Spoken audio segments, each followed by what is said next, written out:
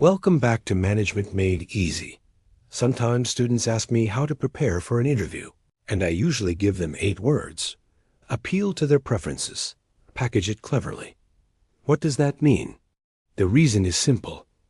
All interviewers are human, so you need to learn how to leverage certain inherent limitations in people.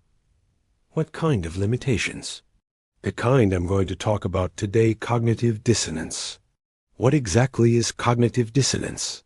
There's a Chinese saying, knowledge and action must be unified.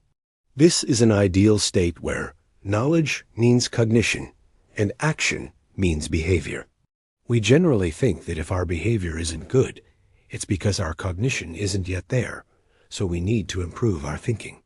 But today, I want to tell you that having knowledge doesn't necessarily lead to action.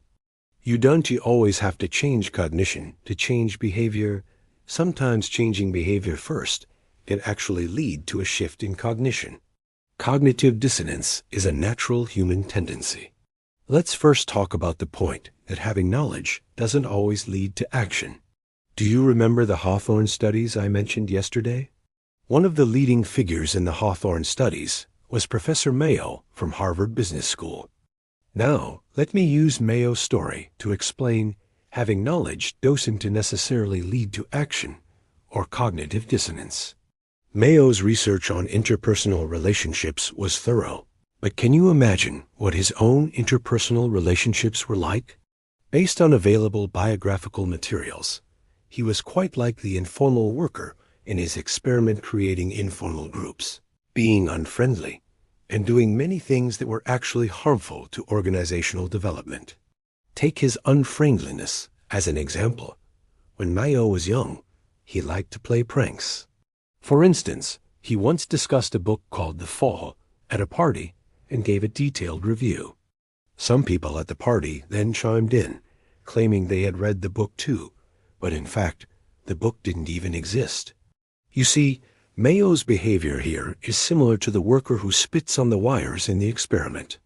Mayo had a very important colleague at Harvard, Lourisburg, who also participated in the Hawthorne studies. Lourisburg was a major figure in the human relations school and later wrote a very influential book, Management and Employees. This book became very well known because it introduced concepts such as group dynamics, influence, social status, and informal communication into the field of management. Thanks to this book, Lourisburg became famous in the U.S., and no HR professional would dare claim they hadn't read it. In this situation, Mayo felt off balance. Despite being research partners, Mayo couldn't accept that Lourisburg had surpassed him. From what we can now see from some writings, Mayo struggled with the fact that his colleague outshone him. In summary, Mayo was well known, but his interpersonal relationships at Harvard weren't great. At this point, you might think it was a personal flaw of Mayo's, or that he was an exception. But the truth is, psychology research has shown that arrogance, jealousy, envy, and hatred are common human emotions and psychological phenomena. I also want to point out that during this part of the course, we'll focus on people, which will involve some interdisciplinary knowledge. So I ask that you set aside the usual boundaries between psychology, management, and economics. Later, I'll explain why we need to approach things this way. After class, I often recommend a book for reading, Predictably Irrational by Dan Ariely. This is a popular science book on behavioral economics, and I suggest you read it carefully. It might just overturn your existing views on human behavior and open up a new window of insight for you. In the past, management theories were based on the rational perspective of human behavior, but in reality, people are not purely rational. They have natural limitations. Returning to our main topic, Mayo's case illustrates such limitations. It's not that Mayo's character was flawed. It's that he experienced cognitive dissonance knowing something, but not acting accordingly, yet believing he had acted in harmony. This is something we all encounter. We often say that in order to ask others to do something, we must first lead by example. But in reality, many people including some leaders, demand things from others that they themselves fail to do, and yet they don't perceive it as a failure. They believe they've done it, and done it well. This is cognitive dissonance, having knowledge, but lacking the behavior that others would recognize as appropriate. The second type of cognitive dissonance involves the belief that cognition leads to behavior. People think that a change in belief will naturally lead to a change in behavior, but the truth is that behavior can sometimes come first and lead to a change in belief. Leaders often say that in order to change someone's attitude, you need to change their mindset first, or else change the person. What do they mean by this? They want you to act based on their views. But in reality, not only do attitudes and beliefs influence behavior, but behavior can also change attitudes. This is the second kind of cognitive dissonance. I'm highlighting this point because I want you to leverage this cognitive dissonance. First, guide people to change their behavior, and then let their beliefs follow. The second type of cognitive dissonance was discovered by scholars in 1976 while studying elections. They found that voters who had cast their ballots were more likely to believe that their chosen candidate would win, compared to voters who hadn't yet voted. The reason is simple. Once they took action and voted, they began to see their hope as a prediction of success.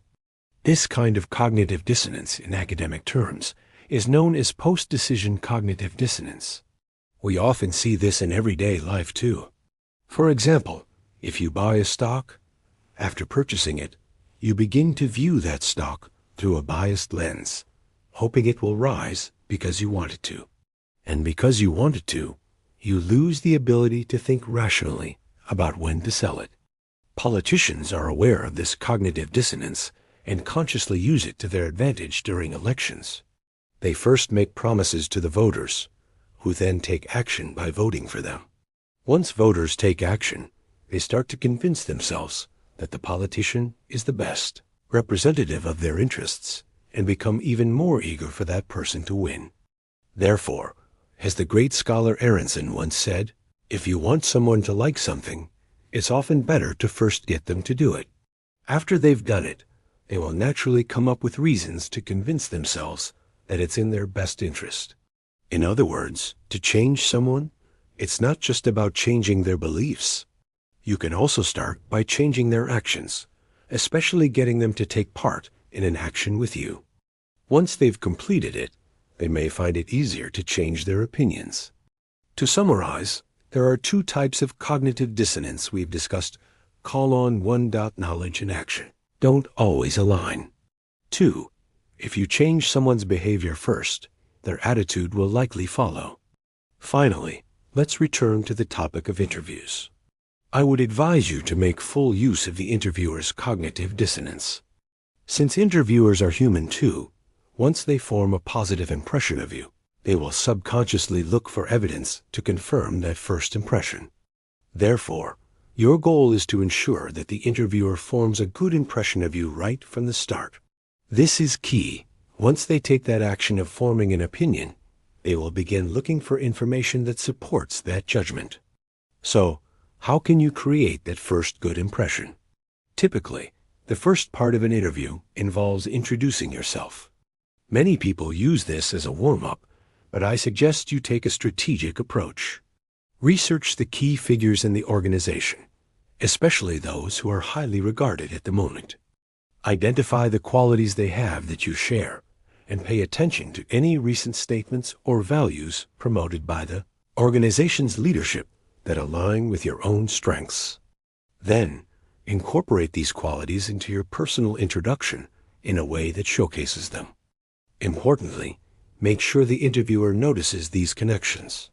Sometimes interviewers can easily fall into the trap of forming first impressions, whether it's discovering a common hobby or hearing a particular statement that resonates with them. This is exactly what you need to achieve. Once a positive impression is formed, the interviewer will start searching for evidence to confirm it. Thus, the optimal interview strategy is to start by emphasizing your values, and then focus on your abilities in the second half of the conversation.